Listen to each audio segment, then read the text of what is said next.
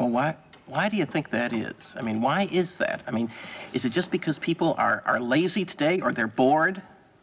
I mean, are we just like bored, spoiled children who've just been lying in the bathtub all day, just playing with their plastic duck, and now they're just thinking, well, what can I do?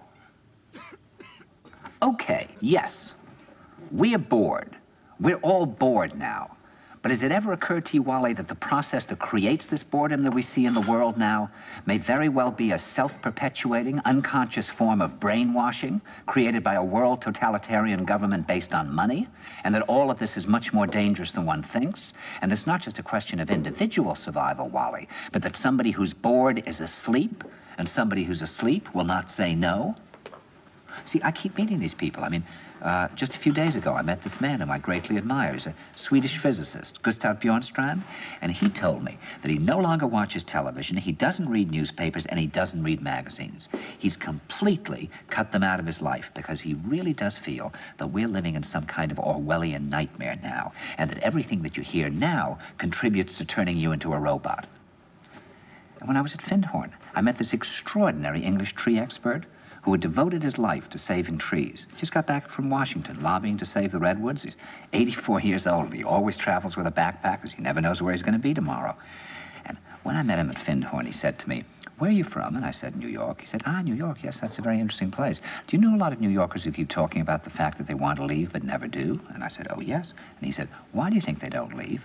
I gave him different banal theories. He said, "Oh, I don't think it's that way at all." He said, "I think that New York is the new model for the new concentration camp, where the camp has been built by the inmates themselves, and the inmates are the guards, and they have this pride in this thing they've built. They've built their own prison, and so they exist in a state of schizophrenia, where they are both guards and prisoners, and as a result, they no longer have, having been lobotomized, the capacity to leave the prison they've made, or to even see it as a prison." And then he went into his pocket and he took out a seed for a tree and he said, "This is a pine tree." He put it in my hand and he said, "Escape before it's too late." See, actually for 2 or 3 years now, Chiquita and I have had this very unpleasant feeling that we really should get out. And we really should feel like Jews in Germany in the late 30s. Get out of here.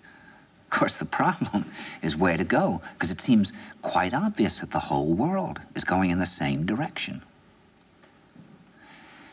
See, I think it's quite possible that the 1960s represented the last burst of the human being before he was extinguished, and that this is the beginning of the rest of the future now, and that from now on there'll simply be all these robots walking around, feeling nothing, thinking nothing, and there'll be nobody left almost to remind them that there once was a species called a human being, with feelings and thoughts, and that history and memory are right now being erased, and soon nobody will really remember that life existed on the planet.